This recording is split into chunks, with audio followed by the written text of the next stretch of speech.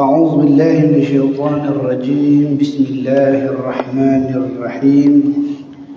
أحييكم بالتحية الإسلام السلام عليكم ورحمة الله وبركاته. إلى حضرة نبينا محمد صلى الله عليه وسلم وإلى أرواح آبائنا ولأمهاتنا ولجدنا ولجدتنا ولمشايخنا ولأستاذنا، خصوصا إلى المؤلف وشيخ مجدي السيد إبراهيم وأصوله وفروعه، أن الله ينفعنا من بركة وأسراره وعلومه ونفحته في الدين والدنيا والآخرة. الفاتحة. أعوذ بالله من الشيطان الرجيم. بسم الله الرحمن الرحيم. الحمد لله رب العالمين الرحمن الرحيم مالك يوم الدين. إياك نعبد وإياك الصراط المستقيم صراط الذين أنعمت عليهم غير المغضوب عليهم ولا الضالين.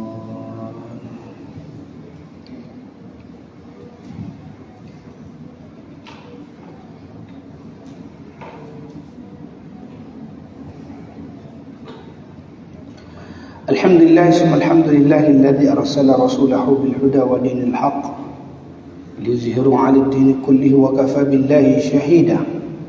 أشهد ونشهد أن لا إله إلا الله وحده لا شريك له، وأشهد ونشهد أن محمدا عبده ورسوله. اللهم صل وسلم على سيدنا محمد وعلى آله وصحبه أجمعين. لا حول ولا قوة إلا بالله العلي العظيم. لا حول ولا قوة إلا بالله العلي العظيم. لا حول ولا قوة إلا بالله العلي العظيم. وبعد، alhamdulillah, puji-puji yang tertentu dirafa'kan bagi Allah Subhanahu wa taala, Tuhan ta'aluk sekalian alam. Dia Tuhan yang telah menciptakan kita, yang pada asalnya daripada setitik air yang tidak bererti, di mana dinamakan dia sebagai iman. Lalu disimpan dalam sebuah empangan yang kokoh, dinamakan ia sebagai rahim ibu. Dalam tempoh dan waktu yang ditetapkan, maka lahirlah kita ke dunia ini diiringi dengan nikmat-nikmat daripada Allah Subhanahu wa taala. Dan sebesar-besar nikmat yang kita perolehi pada pagi mulia ini adalah nikmat Islam dan iman. Selawat bertatahkan salam buat junjungan besar kita Sayyiduna wa Habibuna wa Syafi'una wa Dhurrina wa Maulana Muhammadun sallallahu alaihi wasallam, yang mana syafaat dan bantuan daripada baginda Nabi lah yang kita dambakan di akhirat kelak ke atas ahli keluarganya,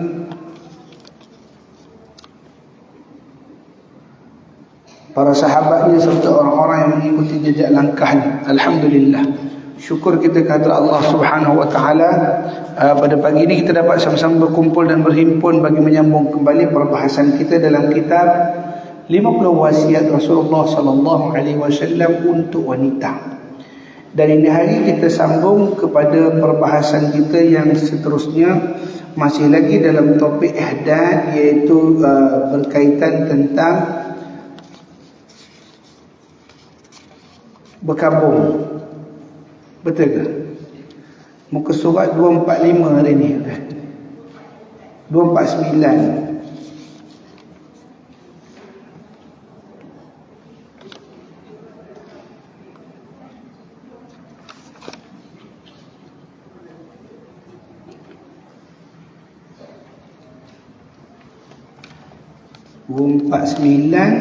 Perenggan ke apa? Perenggan kedua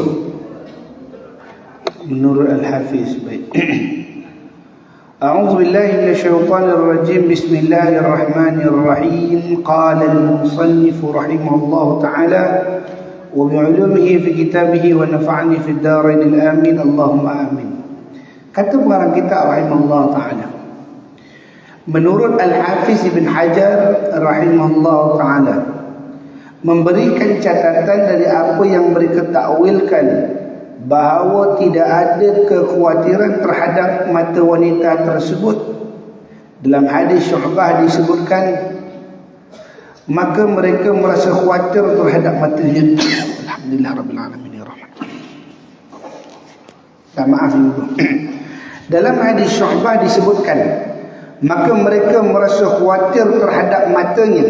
Dan dalam riwayat Ibnu Mandah disebutkan, dia merasakan amat pedih dan khawatir terhadap penglihatannya. Dalam riwayat At-Tabrani bahawa wanita itu berkata kedua kalinya, sesungguhnya putriku merasakan sakit pada matanya lebih dari yang dia perkirakan. Lalu beliau menjawab, tidak. Dalam riwayat Al-Qasim bin Asbah yang ditakhrij Ibn Hazm, yang disebutkan, sesungguhnya aku khawatir matanya menjadi rosak. Beliau jawab, tidak, meskipun matanya rosak. Sanad riwayat ini sahih. Baik, ini cerita tentang apa? Ini cerita tentang orang yang berhias dengan memakai celak ketika kematian suaminya. Kan cerita ini cerita tentang seorang wanita datang kepada baginda sallallahu alaihi wasallam. Seorang Ummu Salamah, ini cerita daripada Ummu Salamah. Ummu Salamah kata ada seorang wanita datang kepada Rasulullah sallallahu alaihi wasallam. Lalu dia bertanya kepada Rasulullah sallallahu alaihi wasallam, sesungguhnya menantu dia, iaitu suami kepada anak perempuan dia, meninggal dunia. Padahal anak perempuan ini tadi mengalami sakit mata. Apakah dia boleh bercelak? Bercelak di sini dengan tujuan bukan untuk berhias, tapi bercelak untuk mengobati sakit matanya.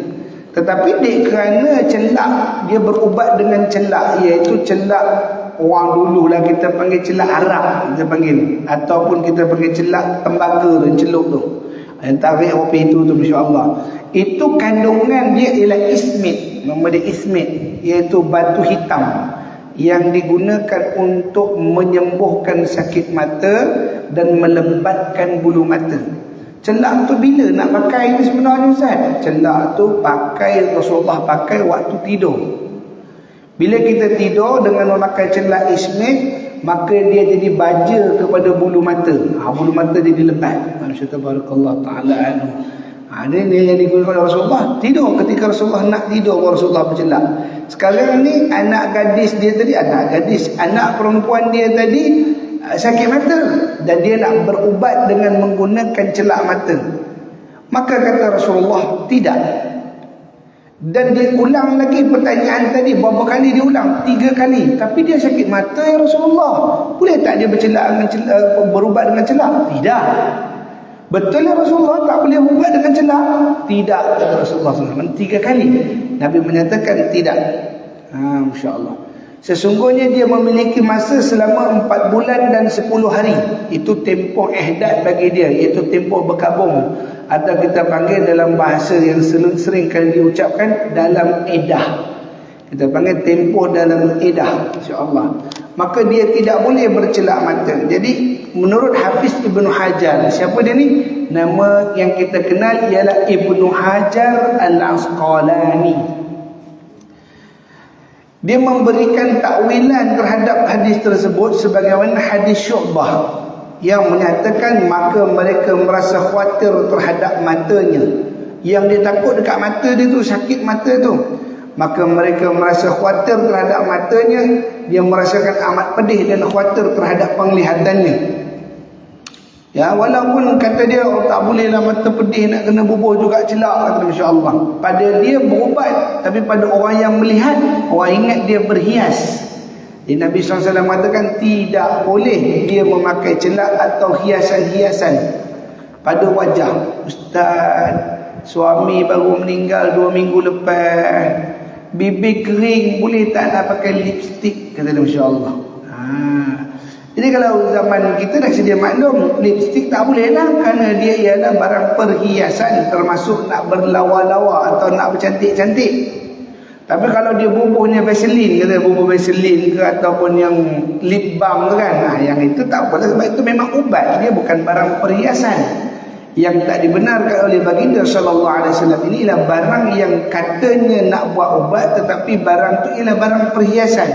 barang solekkan, maka tak boleh, kata baginda sallallahu alaihi wasallam. Maka seperti itu pula yang difatwakan oleh Asma binti Umais, sebagaimana yang ditakhrijkan oleh Ibnu Abi Syaibah. Ini juga merupakan pendapat Malik dalam satu riwayat yang melarang bercerak secara mutlak. Dalam riwayat lain daripada disebutkan bahawa dia memperbolehkan bercelak apabila tidak ada ubat bagi matanya dengan tanpa memakai wewangian. Maknanya dalam satu riwayat lain ada kata boleh bercelak. Apa syarat boleh bercelak tadi? Syarat dia mestilah celak ajalah satu-satunya ubat yang ada. Mana ubat lain tak ada nak ubat mata. Ubat dia kamu nak sembuh kena guna celak mata. Baik, kalau guna celak mata tidak boleh berwangi-wangian pula. Mana itu syarat dia. Tak boleh pakai wangi-wangi kalau waktu bercelak mata. Masya-Allah. Al-Imam Syafi'i rahimahullah ta'ala berpendapat seperti ini dan membatasinya hanya pada waktu malam. Jadi mana tak boleh, Imam Syafi'i kata tak boleh bercelak di siang hari, tapi boleh pada waktu malam. Kenapa? Kerana pada waktu malam bukan orang nak tengok kita nak tidur. Ittiba' Rasul sallallahu alaihi wasallam, kena ikut Rasulullah. Rasulullah bercelak pada waktu malam sebelum tidur. Sebelum tidur Nabi, kita janganlah pula tengah malam duk tarik ni, duk berpensil ke mata. Apa dia buat, kata kita, apa dia buat tu, bercelak bang, masya-Allah. Apa kerja bercelak nak tidur, masya-Allah. Ala kata Ustaz Ridwan, sunnah bercelak nak tidur Ustaz. Apa bang, masya-Allah. Sunnah tadi jika menggunakan ithmit, yang guna celak Arab tadi tu yang sunnah. Kalau celak Avon tu tak ada lah kata sunnahnya. Tabarakallah, pensel Al-Kali tu tak ada. Ni tujuan kita bercelak mata bukan nak melukih-lukih, tapi kerana nak ikut Rasulullah sallallahu alaihi wa ala alihi wasallam. Mereka menganggapi kisah tentang wanita itu kerana adanya kemungkinan matanya boleh sembuh tanpa menggunakan celak. Jadi hal ini seperti menghimpunkan kesabaran. Telah ditakhrij daripada Ibnu Abu Syaibah daripada Safiyah binti Ubaid bahawa dia melakukan ihdad kerana kematian Ibnu Umar. Dia tidak bercelak hingga hampir kedua matanya menjadi kabur. Namun dia tetap sabar kerana keadaan ini. Di antara mereka ada yang menakwilkan larangan bercelak itu dengan celak khusus kerana ia menyerupai berhias. Adakala tindakan berubat semata boleh menghasilkan tindakan berhias meskipun tidak dimaksudkan untuk berhias. Itu saya cakap tadi. Kadang-kadang kita berniat kita nak berubat mata pakai celak, tapi orang tengok kita bercelak, dia bukan tahu kita nak berubat, dia tahu kita nak berhias je. Masya-Allah, barakallah. Maka demi untuk mengelakkan tanggapan negatif orang terhadap perempuan yang bercelak mata untuk berubat, maka Nabi katakan tak payah bercelak. Ini berlaku kepada Safiyah binti Ubaid. Safiyah binti Ubaid mengatakan bahawa baginda Nabi sallallahu alaihi wasallam, minta maaf, Sayyidah Safiyah mengatakan ketika suaminya meninggal dunia, waktu itu apa berlaku? Dia tak bercelak selama 2 bulan. Minta maaf, dia tidak bercelak sehingga hampir kedua-dua matanya menjadi rabun.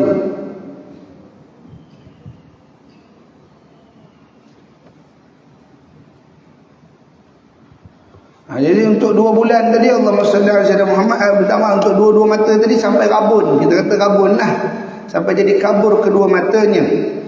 Tapi dia tetap bersabar. Kerana apa? Ada larangan daripada baginda sallallahu alaihi wasallam.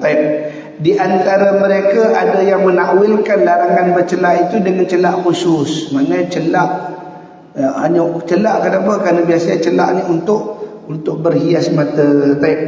Segolongan ulama ada pula yang berkata engkau boleh bercelak meskipun di dalamnya ada wewangian. Mana celak tu celak wangi, masya-Allah, boleh bercelak.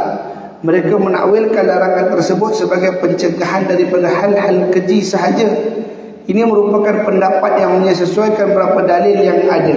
Masya-Allah. Perkataan beliau tidak mengenakan pakaian celup kecuali kain serban. Taubun masbuh ialah kain model Yaman yang dipintal-pintalnya, diikat lalu dicelup, kemudian disusun dalam keadaan terikat itu, sehingga akan keluar garis-garis berwarna putih kerana bekas ikatan, kerana ia tidak terkena celupan. Maka lafaz ini adalah larangan mengenakan semua pakaian yang dicelup untuk berhias kecuali kain serban. Baik, cerita pasal celak tadi habis. Kebanyakan ulama mengatakan tidak boleh bercelak. Cuma segolongan kecil yang mengatakan boleh bercelak. Jadi kalau gini ada pilihan mana yang lebih baik. Kata guru kami, jika kamu dapati ada dua pilihan, maka lihat yang mana lebih banyak perkataannya.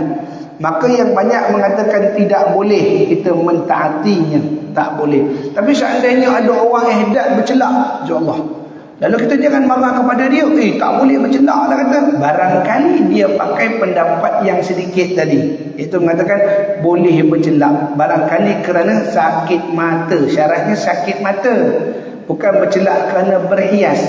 Sakit, ada sakit pada matanya. Barangkali sebab dia biasa bercelak, setiap hari bercelak. Bila tidak bercelak, maka dia ada rasa sakit pada matanya. Ni Arab biasalah, orang Melayu tak ada lah kot rasanya, masya-Allah. Wallahu a'lam, saya tak tahu sebab saya tak akan celak mata dulu, insya-Allah tabarakallah taala anhu. Tapi kalau nak dengan sebab celak mata itu tadi jadi sakit mata tak pakai, maka ada pendapat mengatakan boleh pakai, tapi pendapat yang sedikit. Perkataan beliau tidak mengenakan pakaian celup kecuali kain serban, yang ini dalam hadis Nabi SAW menyatakan tentang janganlah engkau memakai kain yang dicelup, ataupun kain kita pakai kain apa sini, berhias dengan kain yang dicelup warna, dan tidak mengenakan pakaian celup kecuali kain serban. Dalam hadis kan kata Nabi SAW, apa kata, wala talbasu sauban masburan illa saubal asbi. Itu matan hadisnya. Dan maka dia tidak boleh bercelak dan tidak boleh mengenakan pakaian celup kecuali kain serban. Jadi orang perempuan waktu ihdad dia tidak boleh memakai pakaian celup. Apa maksud pakaian celup di sini? Baik. Maka kata pengarang kita rahimahullah taala, taubun masbuq di sini ialah kain model Yaman yang pintal-pintalannya diikat lalu dicelup, kemudian disusun dalam keadaan terikat itu, sehingga akan keluar garis-garis berwarna putih kerana bekas ikatan, kerana ia tidak terkena celupan. Maka lafaz ini adalah larangan mengenakan semua pakaian yang dicelup untuk berhias kecuali kain serban. Para ulama telah sepakat bahawa wanita yang melakukan ihdad tidak boleh mengenakan pakaian yang dicelup kecuali dicelup dengan warna hitam, yang termasuk membuat rukhsah warna hitam adalah Malik dan Al-Imam Syafi'i dan juga Imam Az-Zuhri. Yang termasuk membuat rukhsah warna hitam adalah Imam Malik dan Imam Syafi'i. Adapun Imam Az-Zuhri memakruhkannya. Semua ulama menetapkan rukhsah pakaian warna putih mazhab Maliki daripada periode akhir melarang pakaian putih untuk berhias. Begitu pula pakaian hitam untuk tujuan berhias. Al-Imam An-Nawawi berkata, rakan-rakan kami mazhab Asy-Syafi'i, setiap pakaian yang dicelup boleh dikenakan asal tidak untuk tujuan berhias. Bahkan tidak boleh mengenakan kain baldu dan tidak boleh memakai perhiasan emas dan perak serta mutiara. Namun dalam pendapat yang lain mutiara dibolehkan. Baik. Ini cerita tentang saya habiskan dulu baca. Al-Hafiz Ibn Hajar rahimahullah ta'ala berkata, ada perbezaan pendapat tentang baldu. Yang paling benar menurut pada mazhab Asy-Syafi'i ialah melarangnya secara mutlak, baik dicelup maupun tidak, kerana baldu diperboleh bagi wanita sebagai hiasan. Padahal wanita yang sedang melakukan ihdad tidak boleh berhias, sehingga hak wanita sama seperti hak laki-laki mengenai penggunaan perhiasan daripada bahan emas, perak, mutiara dan lain-lainnya. Yang benar semua itu diperbolehkan, Pendapat ini perlu diteliti daripada segi makna dan maksudnya dengan kata pakaian dan maksud ihdad. Kalau memperhatikan maknanya, maka yang lebih kuat ialah larangan mengenakannya. Wallahu a'lam. Tadi kita dah cerita pasal celak. Boleh tak pakai celak? Maka pendapat mengatakan tidak boleh bercelak. Hanya pendapat yang sedikit mengatakan diperbolehkan. Boleh dengan dua cara. Padahal boleh bercelak untuk berubat mata. Yang kedua, bila bercelak tidak boleh berwangi-wangian ataupun tak boleh wangi-wangi celak itu tadi. Baik, selesai masalah celak. Sekarang pakaian orang-orang yang sedang ihdad. Pakaian ihdad ni boleh pakaian orang yang sedang berkabung atau orang yang sedang dalam iddah. Maka yang dianjurkan baginya ialah pakaian yang plain. Betul, kain plain yang satu warna. Dan warna tadi masya-Allah barakallah, janganlah ada padanya bercorak-corak. Pakai yang kalau kita hari ini berambu-rambu tu orang, rambu-rambu lah, ada manik-manik je lah, masya-Allah. Kerana apa? Pakaian itu hasilnya untuk bercantik-cantik. Hari nak pakai bajunya bunga dia lawa, insya-Allah. Kalau pakainya kerana cantik pakaian itu, maka tidak boleh. Kenapa? Pakai kena cantik dia pakai. Adapun waktu ihdad, waktu kita dalam berkabung atau dalam iddah bagi seorang perempuan, pakaian dia adalah pakaian yang digunakan untuk menutupi aurat. Ambil mana capai pakai. Tak ada kata pilih-pilih ni cantik ni tak cantik. Tak ada pilihan pakaian pada waktu berkabung ataupun pada waktu ihdad ni tadi. Kalau dia pilih kerana nak nampak cantik, maka itu dikategorikan sebagai berhias, kata ulama, insya-Allah. Adapun yang biasa kita tengok orang perempuan berkabung dengan menggunakan baju jubah hitam ataupun pakaian serba hitam, ini dibolehkan oleh Al-Imam Malik dan Imam Syafi'i, tetapi dimakruhkan oleh Al-Imam Az-Zuhri. Imam Zuhri kata tak payah putih hitam. Sepanjang 40 hari, 4 bulan 10 hari nak pakai hitam aja.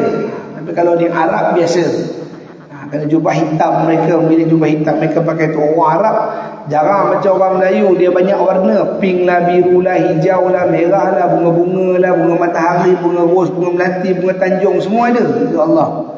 Tapi Arab tak, dia satu plain dia hitam. Tapi pun dia corak emas kat ujung sana, corak sulap emas sahaja, insya-Allah. Dia tak ada nak bunga-bunga sangat, insya-Allah.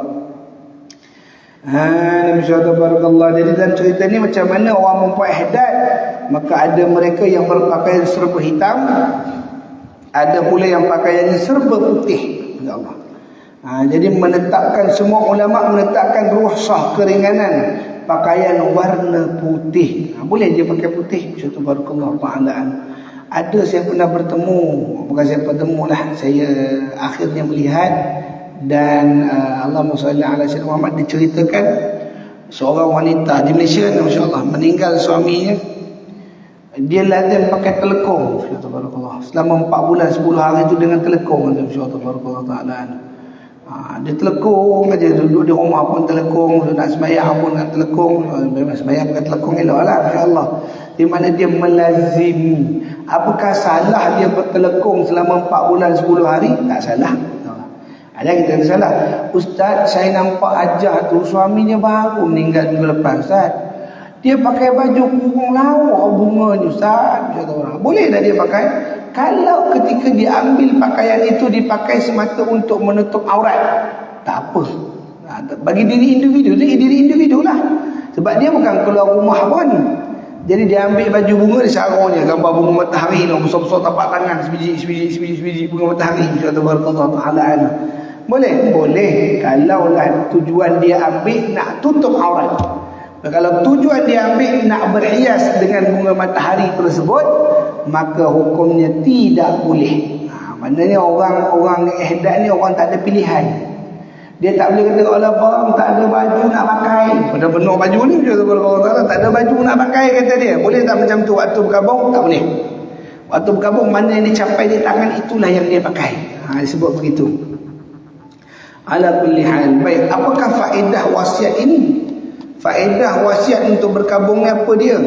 Maka di antara faedah wasiat ini, wasiat Nabawi ini dijadikan dalil diperbolehkan ihdath bagi wanita kerana kematian selain suami selama 3 hari atau kurang dari itu, dan dilarang lebih dari itu.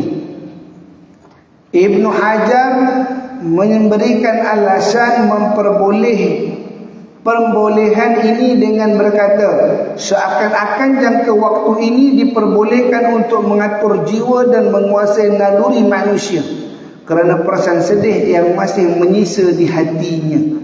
Jadi yang pertama, apa faedah wasiat ni? Pertama, kita boleh ihdath, iaitu kematian, kerana kematian selain daripada suami 3 hari. Katalah bapa mati ke, abang mati ke, anak laki-laki mati ke, maka diperuntukkan 3 hari untuk meredakan emosi. Itu sebab tuntutan mengucapkan takziah hanya 3 hari. Jangan lebih daripada 3 hari. Kata lepas 3 hari baru datang, Allah jangan minta maaf, takziah ya saya ucapkan. Hari ke berapa? Hari ke-7. Maka tak patut. Kenapa tak patut? Kerana orang itu telah berjuang selama 3 hari untuk meredakan emosinya. Maka setelah reda emosinya, datang orang mengucapkan takziah untuk mengingatkan tentang kematian tersebut. Itu tak boleh, itu insya-Allah. 3 hari je. Lepas 7 hari kita pun bersalam-salam dengan dia, tanya khabar dia saja, bagaimana khabar, sihat, alhamdulillah, macam mana badan, ada sakit ke, tak ada ke. Itu kita lebih pentingkan tentang orang yang tersebut. Baik. Jadi boleh tak kita berihdat? Kaum ibu lah di sini nak menunjukkan kepada kaum ibu yang ihdat, iaitu yang berusaha untuk berkabung atau yang berusaha untuk kita panggil apa, kabung atas kematian selain daripada suami. Ibnu Hajar kata 3 hari saja dibenarkan. Jangan lebih daripada itu, dan dilarang lebih daripada itu. Ayah meninggal, kita nak berkabung sampai 7 hari, dilarang. Maka boleh 3 hari sahaja. Menurut Al-Imam An-Nawawi rahimahullah ta'ala, di dalam wasiat ini terkandung dalil kewajipan ihdath. Wajib pula kerana kematian suami, kerana mati suami. Secara menyeluruh, pendapat ini sudah menjadi kesepakatan. Kalau para ulama saling berbeza pendapat, itu hanya terletak pada perincian sahaja. InsyaAllah.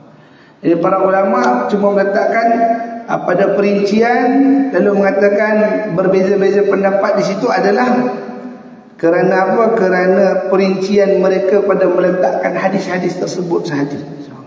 Kenapa ulama ni kata boleh pakai celak, ulama ni kata tak boleh pakai celak? Kerana perincian hadis yang mereka jadikan dalil. Maka wanita yang ditinggal mati oleh suaminya, yang sudah pernah disetubuhi ataupun belum, muda ataupun tua, harus melakukan ihdath.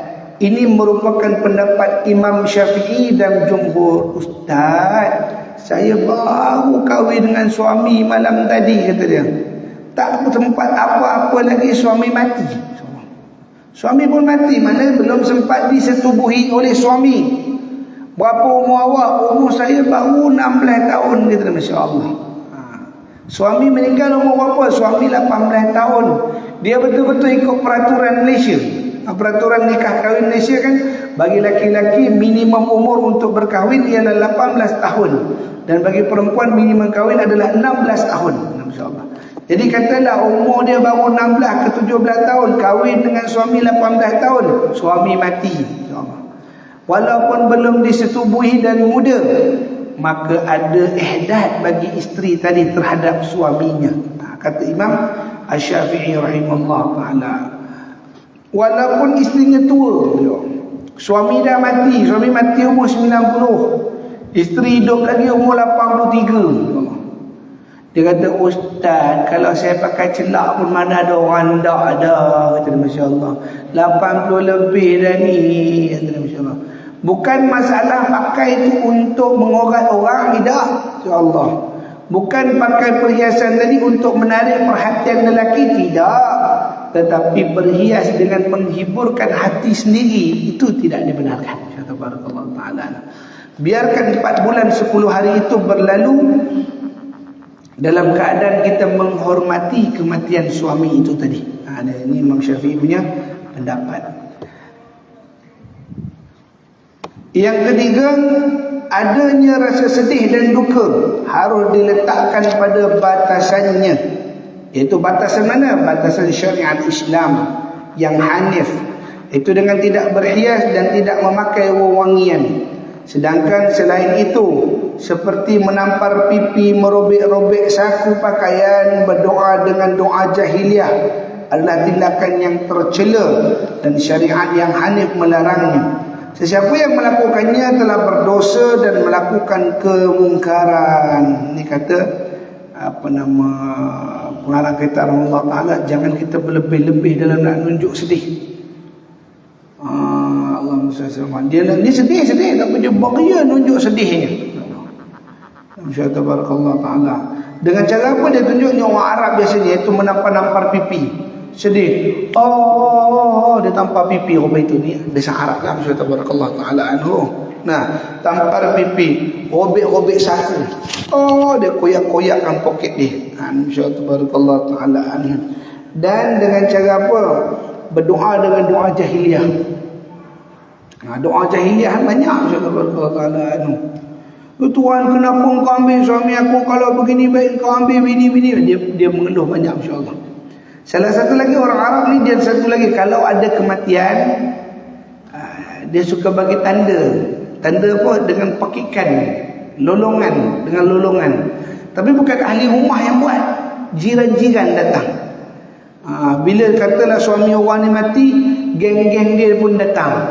Bila geng-geng dia datang, kalau kita anak lahir panggil geng marhaban. Dia orang mati, dia panggil geng melolong. Dia panggil geng melolong ni, dia akan datang, la la la la la la la la la, dia bunyi kopi itu, la la la la la la la la la la, menandakan dalam rumah tu ada kematian. Allah Ta'ala, la la la la la la, bunyi dia, masya-Allah. Kalau kahwin pun kopi itu, cuma beza kahwin la la la la la, pom pom pom, dia tembaknya pistol ke atas. Itu ada ucara kahwin. Masya-Allah Ta'ala. Yang ini dilarang dalam Islam. Tak boleh, Islam tak bagi menunjuk-nunjuk seperti itu dalam merasakan sedih atas hujan Allah Subhanahu wa Ta'ala. Kalau kita rida, khususnya suami, kita cerita suami lah. Suami, kata Nabi SAW, mana-mana suami yang rida atas kematian isterinya, rida isterinya pergi meninggal dunia, tanam rida hati dia, maka Allah tempatkan si mati tadi dalam syurga disebabkan rida suami. Ya Allah, lega Ustaz dapat masuk syurga. Kenapa? Suami saya memang lama nunggu saya mati. Masya-Allah Ta'ala. Ada yang nak ganti tu, Masya-Allah. Mesti dia rida saya mati, Ustaz, saya dapat syurga tu, Ustaz. Kalau rida, syurga. Masya-Allah Ta'ala. Nah, sebab Nabi kata gitu, mana-mana laki-laki yang rida saat Allah mengambil isterinya, dia rida, tak apalah awak pergi dulu nyusui, kata dia. Bukanlah kata nak kahwin lain, tidak. Ini cerita kalau isteri pergi, hatinya tak beria-ria menunjukkan sedih. Saya ada tengok ada orang, masya-Allah Ta'ala, ni saya tengoklah artikel tu sendiri. Isterinya dah meninggal dunia hampir 20 tahun lebih. Tapi setiap pagi dia tak pernah miss untuk pergi sarapan dan membersihkan kubur isteri. Dia masak-masak di rumah, dia datang sebelah kubur isteri, dia makan kat sebelah kubur isteri dia sambil berborak dengan isterinya. Lepas tu dia ambil penyapu, dia sapu kubur isteri dia setiap hari tanpa gagal selama 20 tahun lebih. Masya-Allah. Dia kahwin lain tak kahwin lagi. Allah. Ada orang macam tu, ada.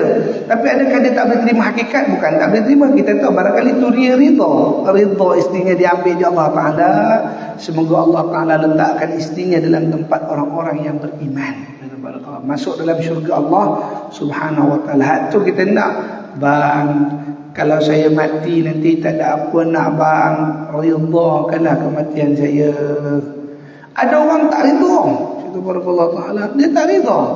Dia duduk menang terkenal, Allah, mak kau dah tak ada orang nak masak kat rumah.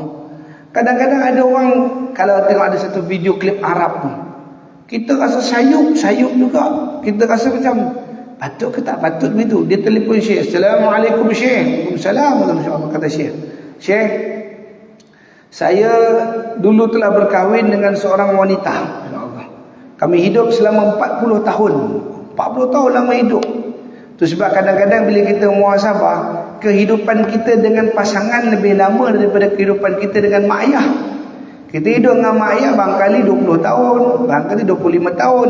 Tapi hidup dengan pasangan semua hidup. Ada yang sampai 40 tahun. Dia kata saya hidup 40 tahun dengan isteri. Isteri saya telah meninggalkan saya pada bulan 11 yang lalu. Setelah 4 bulan, dia kata 7 bulan berapa hari, dia kira, masya-Allah. Saya rasa sangat sedih, kata dia. Saya sangat sedih isteri saya mati. Isteri saya sangat taat. Isteri saya tak pernah bergaduh dengan saya macam mana yang berlaku dalam televisyen, kata dia, insya-Allah. Tak pernah isteri saya marah saya dan kami tak pernah bergaduh, insya-Allah. Selama 40 tahun kahwin tadi, kena taat isteri tadi. Tapi bila dia tak ada, saya rasa seperti dunia saya hilang. Ketika saya solat, saya menangis teringat dia. Ketika saya baca Quran, saya sedih. Apakah sedih saya ataupun tangisan saya ini akan merosakkan ibadah saya dan mengganggu isteri saya yang berada di dalam kubur? Kesedihan saya akan jadi ganggu dia tak? Tabarakallah. Kita dengar soalan tu, adakah dia ridha ke tak ridha sebenarnya? Dia ridha, tapi panah cinta sakti dalam hati dia tu tadi tu tak dapat ditinggalkan, kata dia. Dia takut dengan sebab tangisan dia tadi, isterinya tak tenteram dalam kubur, isterinya diazab pula oleh malaikat kubur sebab meninggalkan suami dalam keadaan suami sedih. Dia kata sebenarnya saya ridha isteri saya pergi. Cuma bila pergi orang yang baik dalam hidup ni, rasa sangat kehilangan, kata dia, masya-Allah. Itu sebab suami kena hatinya sentiasa berlapang dada. Buatlah khidmat yang terbaik pada isteri, kerana saat dia pergi nanti yang diharap oleh isteri satu je. Waktu tu dia tak minta rumah dah, tak minta gelang dah, tak minta kereta dah. Dia minta, bang, abang ridha je saya mati bang. Saya nak ganjaran lebih besar, iaitu syurga Allah Jalla Jalalul Azam. Masya-Allah. Orang perempuan senang, kata kita senanglah. Kata kita apa dia? Sembahyang 5 waktu, puasa bulan Ramadan, taat pada suami, syurga. Pilih mana-mana pintu dia nak. Masuklah dia pada mana-mana pintu saja. Ustaz bunyi macam senang solat 5 waktu. Kalau senang solat 5 waktu tu, penuh orang perempuan sembahyang 5 waktu, Ustaz. Ya Allah. Sebab benda tu berat.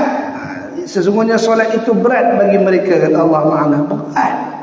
Jadi apa yang diperlukan ketika itu adalah mujahadah. Kita nak lawan dekat balik Allah. Ya Allah, man ahabba liqa'allah, siapa-siapa yang suka bertemu dengan Allah, ahabballahu liqa'ahu, Allah suka bertemu dengan dia. Tabarakallah. Jadi itu sebab kita latih diri kita semat dalam jiwa kita supaya kita taqarrabu ila Allah, dekat dengan Allah Subhanahu wa taala. Baik. Wasiat ke-16, barangkali kita akan baca hadisnya dan sedikit syarahan insya-Allah. Wasiat ke-16, larangan menyambung rambut wanita. An Sa'id al-Muqbira qala ra'aitu Muawiyah bin Abi Sufyan 'ala minbari wa ma'ahu fi yadihi qubbatun min kubabin nisa'i min sya'ri faqala ma balul muslimati yasna'na misla hadha inni sami'tu Rasulullah sallallahu alaihi wasallam yaqulu ayyuma imra'atin zadat fi ra'siha sya'ran laysa minhu fa innahu zawrun tazidu fihi. Daripada Sa'id al-Muqbiri, dia berkata, aku pernah melihat Muawiyah bin Abi Sufyan berada di atas mimbar sambil memegang satu di antara beberapa gulungan rambut wanita seraya berkata, mengapa justru para wanita melakukan seperti benda ini? Sesungguhnya aku pernah mendengar Rasulullah SAW berkata, sesiapa pun wanita yang menambahkan rambut yang bukan bahagian darinya di kepalanya, maka itu adalah kepalsuan yang ditambahkan ke dalam rambut itu. Masya Allah. Jadi ini cerita dua hal. Yang kita faham dua hal. Yang pertama iaitu dengan memakai rambut palsu. Dia pakai rambut palsu. Yang kedua yang menyambungkan rambut. Nyambung rambut ni salah satu yang biasa di timur di belah barat dan dah masuk dalam Malaysia pun sebenarnya, iaitu style yang namanya dreadlock. Nama ikatan tu dreadlock. Rasa saya dreadlock lah nama dia. Baik, wahai saudari muslimahku, wasiat Nabawi ini merupakan salah satu daripada sekian banyak wasiat yang justru para wanita masa sekarang banyak yang melakukannya secara berlebih-lebihan. Berapa banyak wanita yang mengenakan apa yang disebut cemara, iaitu rambut palsu, sementara dia tidak tahu bahawa hal itu bertentangan dengan perintah Nabi SAW. Padahal Allah telah memperingatkan kita agar tidak menyalahi Rasulullah SAW dalam firman-Nya, ba'da a'udzu billahi minasyaitonir rajim, falyahdharil ladzina yukhalifuna an amrihi an tusibahum fitnatun aw yusibahum adzabun alim. Maka hendaklah orang-orang yang menyalahi perintahnya takut akan ditimpa cobaan atau ditimpa azab yang pedih. Ya Allah. Ini cerita pasal orang mengambil sesuatu yang bukan bahagian rambut dia. Katalah ustaz, saya pakai rambut palsu, insya-Allah. Tapi rambut palsu tadi, asal rambut tu ialah rambut saya. Dia ada rambut tapi rambutnya gugur, dia kumpulnya rambutnya dah sebekas bakul, insya-Allah. Lalu dibawa pergi ke kedai, dia kata tolong kedai buat rambut palsu dari rambut dia. Kalau itu rambut dia, tak masalah. Tapi kalau itu rambut orang, dia pakai beli saja. Beli berapa orang, ni cantik kena ke kepala saya, padahal itu bukan kepala rambut dia. Maka kata Nabi, itu satu kepalsuan. Dan satu kepalsuan ialah suatu penipuan. Dan penipu itu akan dimasukkan ke dalam neraka Allah Subhanahu wa taala. Insyaallah Allah taala. Hal ni yang dinyatakan oleh baginda sallallahu alaihi wasallam. Ada satu lagi style yang saya kata dreadlock tadi. Baik pada laki-laki juga. Dia ngambil rambut dulu dia orang pakai rambut mayat. Subhanallah. Dia bukan ambil rambut hidup lah, rambut mayat ni, lalu dia apa? Dia ambil, dia pintal jadikan tocang pada rambut laki-laki. Sekali tu keras, rambut tu keras, tak boleh basuh rambut tu. 2-3 bulan tak boleh basahkan rambut. Sebab nak jadikan rambut tu serabut ni biasanya geng-geng Bob Marley kan rambut yang tocang keras yang berserabut berbau sikit tu. Maaf. Tapi hakikat nak beritahu itu teruk, boleh tak begitu? Tak, mereka tu sambung rambut mayat. Saya dulu dipahamkan sambung rambut mayat. Apa rambut mayat? Rambut yang dah mati. Allah. Rambut mati ni datang daripada orang mati. Allah. Dan Masya Allah, jadi dia ambil rambut itu tadi, lalu disulam-sulam pada rambutnya agar jadi panjang dan jadi keras. Boleh? Tak boleh. Insya-Allah. Ustaz, saya niat macam ni, kata dia. Saya beli rambut palsu tu, saya anggap pakai tudung dia, kata insya-Allah. Dia anggap pakai tudung, dia bagi rambut orang pun letak, dia lepaskan dari situ. Dia kata saya anggap pakai tudung. Boleh? Tak boleh. Dan dia adalah barang yang tidak layak digunakan untuk menutupi aurat, tak menepati kriteria menutup aurat pun dengan rambut palsu. Bahkan dia jadi fitnah di situ. Jadi itu sebab baginda Nabi SAW melarang untuk mengambil rambut sebagai cemara ataupun sebagai sulaman, sebagai rambut palsunya, insya-Allah. Dan adakah engkau juga takut akan azab Allah? Disebut gitu, Allah akan azab orang yang mengingkari baginda Nabi SAW.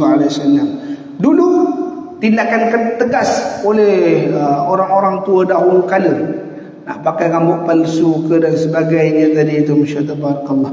Ini hari ada orang nak barangkali nak tambah bonjol kat belakang, dia dah tak payah ada pakai rambut palsu, dia boleh buat pakai kapas masuk dekat dalam kain, gulung-gulung buat bonjol dekat belakang. Ada juga nak cerita ke orang yang dia banyak rambut lagi. Tabarakallah taala ala kulli hal.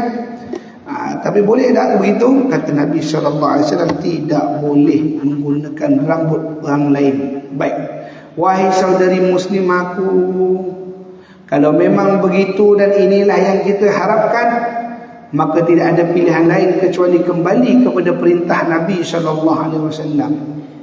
Apa makna yang kalau memang begitu dan inilah yang kita harapkan?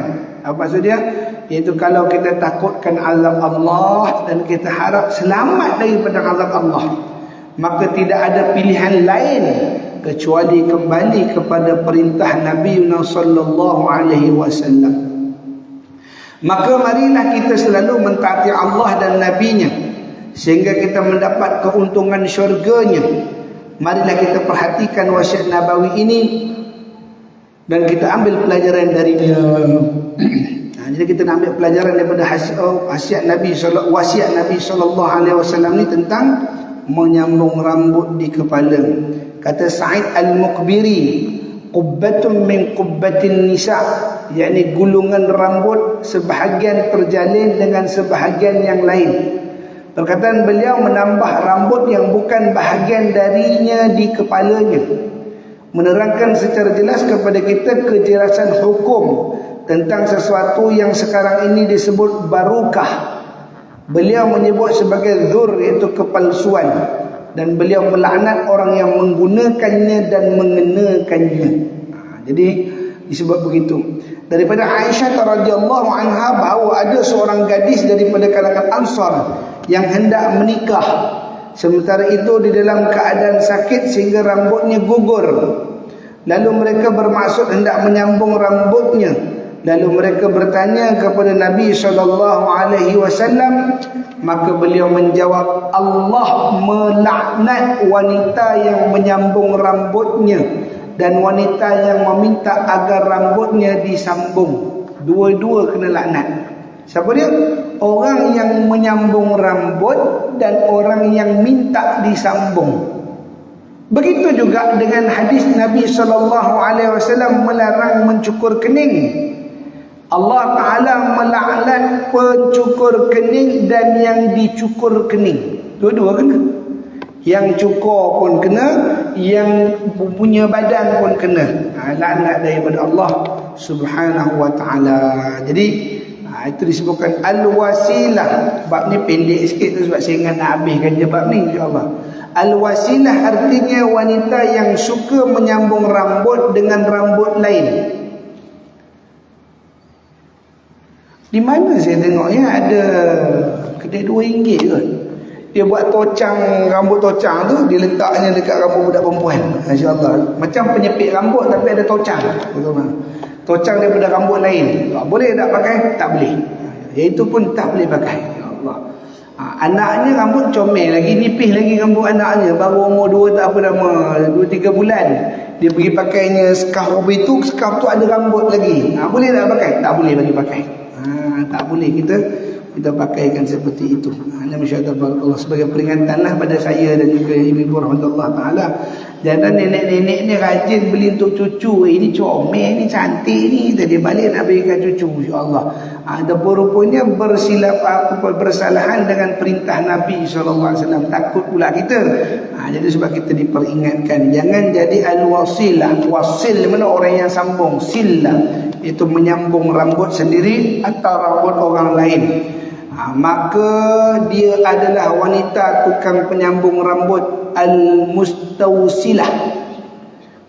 Al-wasilah ni orang yang tukang sambung. Yang al-mustawsilah orang yang disambung rambutnya, iaitu wanita yang menyuruh atau orang lain menyambung rambutnya. Al-Imam An-Nawawi rahimahullah ta'ala berkata dalam hadis ini terkandung pengertian bahawa menyambung rambut termasuk maksiat yang besar kerana adanya laknat bagi orang yang melakukannya. Di dalamnya juga terkandung pengertian bahawa orang yang membantu hal haram juga ikut mendapat dosa pelakunya, sebagaimana orang yang membantu ketaatan akan mendapat pahalanya pula. Masalah ini semakin diperjelas oleh apa yang disebutkan oleh Jabir bin Abdullah tatkala berkata Nabi SAW melarang andai kata wanita menyambung sesuatu ke rambutnya.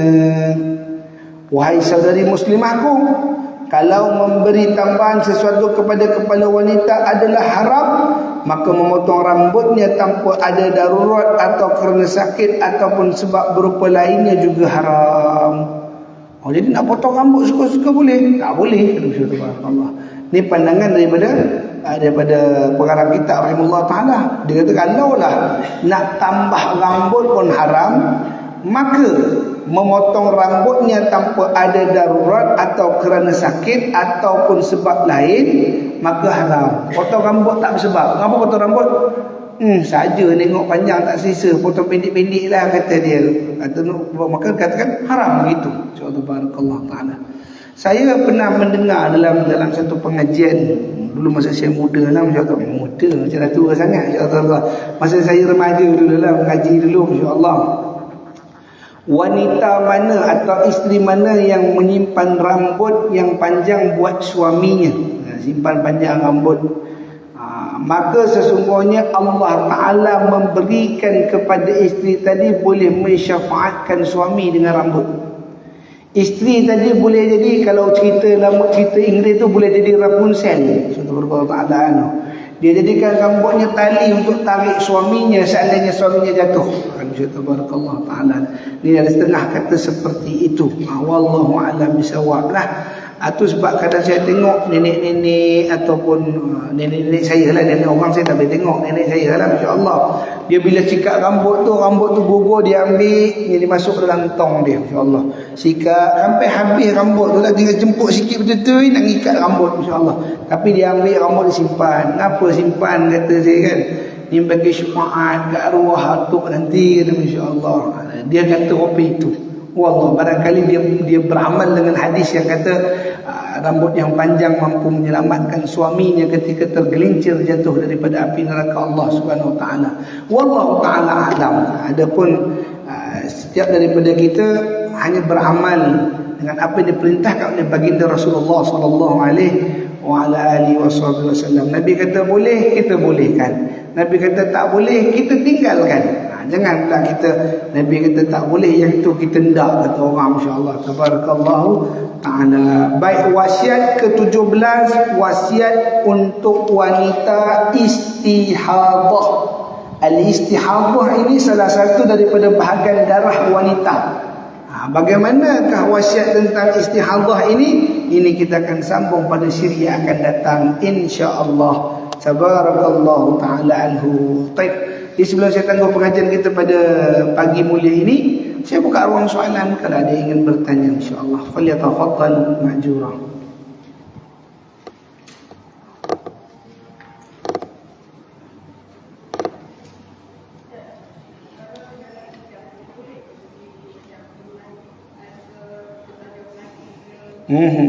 Boleh tak kita keluar pergi mengaji ke, mengaji Quran dan sebagainya dalam tempoh iddah? Maka jawabnya tak boleh. Dia tak boleh keluar daripada rumah tu tadi, melainkan kalau orang datang rumah. Kita kawan-kawan faham, kita kata fulana adalah iddah, apa kata kuliah minggu ni kita buat di rumah dia. Tak boleh lah gitu. Tapi kalau dia tuan rumah tadi nak keluar daripada rumah, tak boleh keluar. Wallahu a'lam bissawab. Ada lain lagi?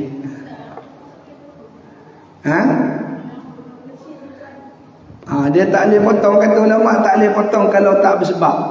Kenapa potong rambut? Rambut ni makin panjang makin banyak gugur, kata dia. Jadi kalau potong pendek sikit baru kurang gugurnya, kata dia. Jadi ada sebab. Boleh potong? Boleh.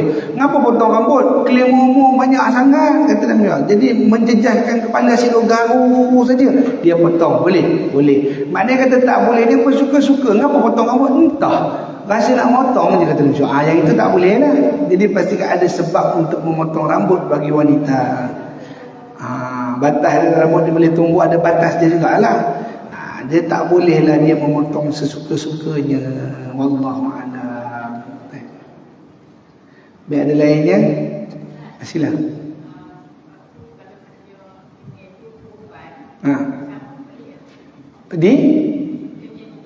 Okey, dia ubat kemudian dicabut. Dicabut. Maka ada larangan Nabi SAW cabut uban. Larangan cabut uban. Kata Nabi SAW, sesungguhnya uban itu tanda kecintaan Allah. Allah Ta'ala suka pada seseorang, Allah Ta'ala datangkan uban pada dia. Jangan dia cabut uban. Ketika siapakah orang pertama beruban di atas muka bumi? Orang pertama yang beruban atas muka bumi namanya ialah Nabi Ibrahim AS. Sebelum Nabi Ibrahim, manusia tak ada uban. Sebelum Nabi Ibrahim tak ada uban. Jadi bila zaman Nabi Ibrahim, tiba-tiba rambutnya putih. Lalu dia tanya kepada Allah, "Ya Allah, kenapa rambutku berubah warna?" Kata Allah Ta'ala, "Ya Ibrahim, itu tanda cinta dan kasih aku padamu." Kata Nabi Ibrahim, "Kalau begitu zidi, tambahkan lagi untukku ya Allah." Jadi bila hadis tu berlaku, cerita tu berlaku, Rasulullah pun mengatakan, janganlah kamu mencabut uban. Ada hadis larangan mencabut uban. Jadi boleh tak cabut uban? Tak boleh. Boleh apa? Diwarnakan uban tadi. Kita warna, tutupkan warna putih tadi, selain daripada warna hitam. Tak boleh lah kita warna hitam kita letak. Kita inaikan ke? Boleh? Boleh. Tabarakallah ta'ala. Cabut tak boleh. Wallahu ta'ala a'lam bisawab. Tak boleh tu. Mana larangan Nabi SAW? Ada larangan yang jelas Nabi tak bagi cabut. Wallahu a'lam bisawab. Kalau dia tercabut, itu cerita lain. Kita dah gosok, tercabutlah uban. Itu bukan sengaja cabut, dia tercabut, tu cerita lain. Yang ni dia pergi gatal, pergi ambil penjepit tu. Ataupun hanya cu, ya ni, main sini tolong cabut uban ni. Siapa dapat cabut, sepusin satu, kata Masya-Allah. Geng-geng cabut uban namanya, Masya-Allah. Boleh cabut? Tak boleh cabut. Rasulullah larang cabut uban. Wallahu ta'ala. Ustaz kalau tak cabut gatal betul kepala rasanya, kata Nabi Muhammad. Bila dicabut dia tu rasa lega kepala, kata Nabi Muhammad. Jadi kalau uban penyakit macam mana? Kalau uban tu uban penyakit, maka diharuskanlah, bolehlah, kata Nabi Allah, kerana itu penyakit. Bukanlah uban yang mendatang penuh pada kepala, dah. Dia uban penyakit. Dan Nabi SAW ketika hayatnya, kata Sayyidina Umar radhiyallahu an, aku mendapati pada rambut dan janggut Nabi SAW itu tidak lebih daripada 14 helai uban. Mana Nabi SAW ada 14 helai uban. Dia tak cabut? Tak cabut. Baginda Nabi SAW tak cabut. Dan satu riwayat lain kata 21 helai uban. Wallahu a'lam bissawab. Jadi kat sini tak ada soalan lah. Saya buat penggulungan terakhir. Topik kita pada hari ini, kita membincangkan tentang hukum bercelak dan juga berpakaian yang berwarna atau pakaian yang berhias bagi wanita yang dalam keadaan ihdath. Dan yang ketiganya kita membincangkan tentang pengharaman memakai rambut palsu tanpa tujuan, insya-Allah. Jadi ini yang diperbahaskan oleh baginda Nabi sallallahu alaihi wa ala alihi wasallam. Insyaallah di sekadar itu saja dahulu pada pagi yang mulia ini. Aku qouli hadza wa astaghfirullahal azim li wa lakum lisairil muslimin wal muslimat mu'minin wal mu'minat fastaghfiruhu innahu huwal ghafurur rahim. A'udzu billahi minasyaitonir rajim. Bismillahirrahmanirrahim. ربنا أنفعنا بما علمتنا ربي علمنا الذي ينفعنا ربي فقهنا وفقه أهلنا وقربت لنا في ديننا مع لقدر أنثى وذكر اللهم افتح علينا فتوح العارفين اهدنا الصراط المستقيم صراط الذين أنعمت عليهم من النبيين والصديقين والشهداء والصالحين حسن أولئك رفيقا يا أرحم الراحمين وصلى الله على سيدنا محمد النبي الكريم وعلى آله وصحبه وسلم والحمد لله رب العالمين. تقبل الله منكم. والسلام عليكم ورحمة الله وبركاته. تتقون من تسبيح كبارنا صلى الله عليه وسلم. سبحانك اللهم وبحمدك أشهد أن لا إله إلا أنت أستغفرك. الله أكبر.